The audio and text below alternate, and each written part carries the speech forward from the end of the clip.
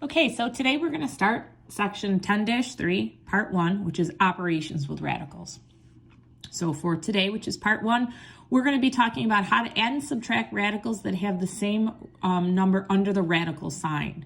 And this is going to be very similar to when we combined like terms with variables.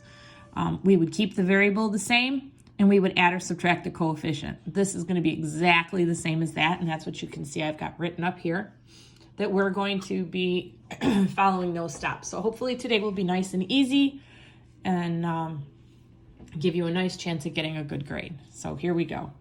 So you want to go through and you want to find all the ones that have the same number under the radical, okay? And it would be just like if I said, let's do this problem.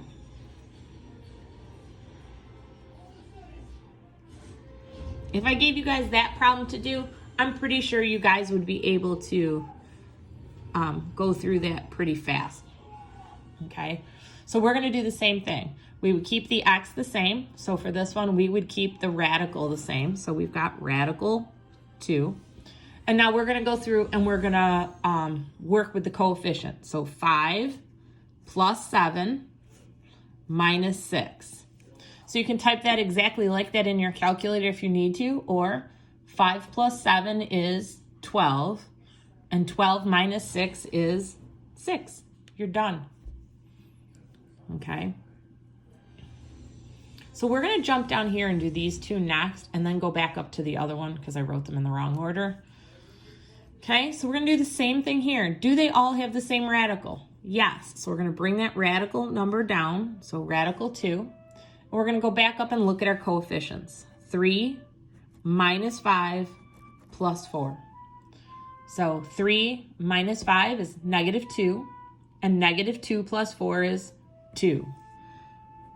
So if you were typing that in your calculator, you would type 3 subtract 5 plus 4 equals, and you should get 2. If you're not getting 2, it means we're having some issues with the calculator, and you might have to snap a picture of it and send it to me.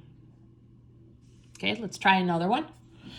This time, what is our common radical? What number's under there? Well, it's 11. So we're going to bring down radical 11, and we're going to go back and look at our coefficients.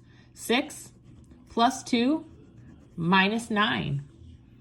We're going to put that in our calculator. 6 plus 2 is 8.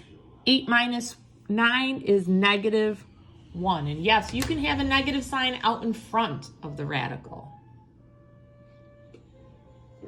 So those are nice and easy, but just like when we did variables, things always get a little bit harder. So instead of having just one number under the radical, when we go back up and look at this problem here, this time we've got 2 numbers under the radical.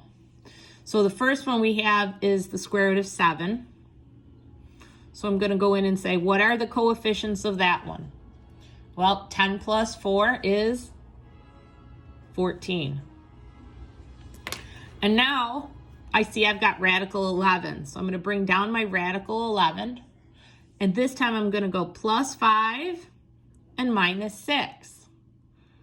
And that's going to give me minus 1. Can I put those together? No, they're not the same under the radical. It's just like if we had 14x minus 1y. Okay, 14x minus 1y.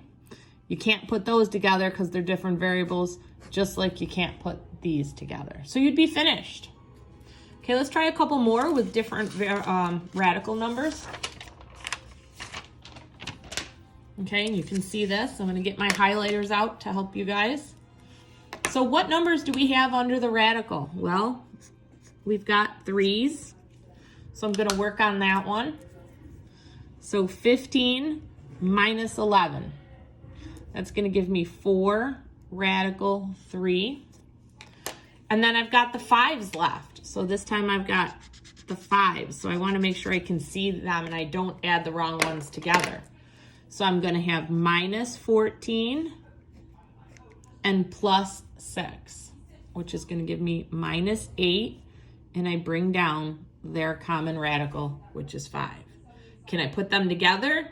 No, because one has a 3 and one has a 5, so we can't put them together.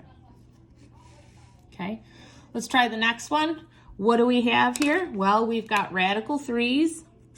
Sometimes they're next to each other, sometimes they're not.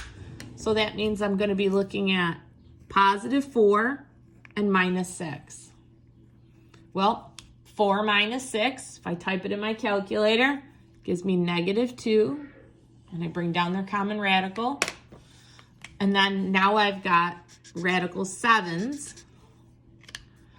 So I've got positive 3 and positive 3, which gives me positive 6, and bring down their common radical, and I'm finished. Again, hopefully this will be a nice assignment for you guys. You're going to be doing page 10-3, 1 through 6, and I'll see you tomorrow for part 2. Thanks.